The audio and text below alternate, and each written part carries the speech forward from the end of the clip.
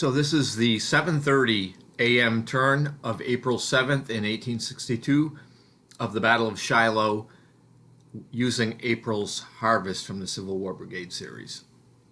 And starting with the Confederate turn, we can see in the picture here that General Cheatham advances with his division into contact with the Union infantry just south of Jones Field.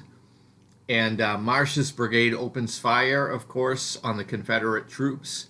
And Stevens' brigade is shaken. You can see that in the picture. Marsh also takes heavy casualties, but his morale remains strong. In the Union portion of the turn, General McClernand's division, which you can see in the picture here, is beginning to move toward Crescent Field. So Marsh's brigade is going to fall back. The artillery units are limbered and move along the track as they can toward the fields in the west. Also along the Tennessee River, Nelson's division starts to press forward toward Cloud Field. And they manage to cross the Dill Branch, but the terrain is difficult here, so it's hindering their movement some.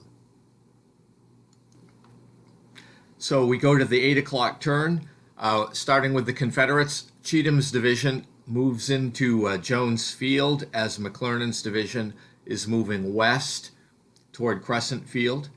And some of Cheatham's brigades extend lines, because you can see in the picture that on his flank is Sherman's division. Johnson gets some fire, defensive fire from Dickey's cavalry. You can see that actually in the picture from last turn, and also from some of Sherman's artillery.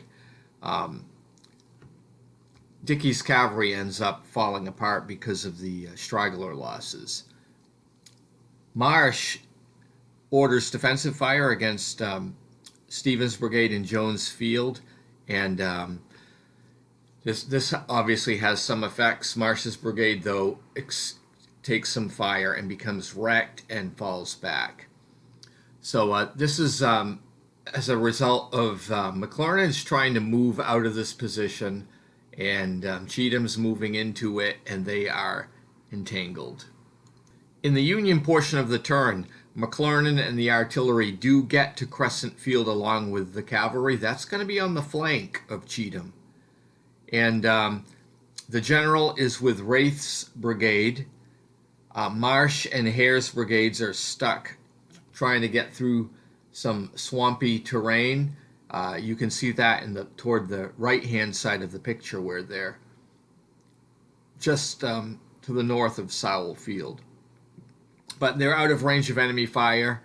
And then from the Army of the Ohio, General Nelson is moving his forces, and they get across the Indian Mounds. And that ends the 8 o'clock turn.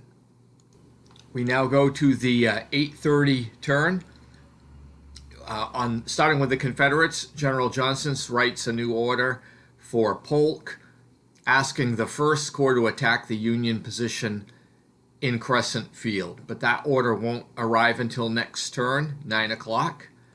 In the meantime, Breckinridge is trying to figure out what happened to Wallace's division between Wicker Field and Cloud Field. Then we go to the Union portion of the turn. General Grant issues orders for Sherman to attack the rebels at Jones Field, and that order will arrive next turn, also at 9 o'clock. In the meantime, Hare and Marsh traverse Sowell Field and get to the edge of Crescent Field, which is where McClernand will try to hit the rebels' flank. The 1st Division's artillery is unlimbered in the western edge of the field, but nothing major happens this turn. We go to the 9 o'clock turn. Polk receives his orders to attack the Union troops in Crescent Field. He delays the orders. Meanwhile, Clark's division moves into the secondary road to the west of the First Corps headquarters. And Wharton's cavalry, which you can see in the picture, moves to Shiloh Church. He's on the upper left-hand portion of this photograph.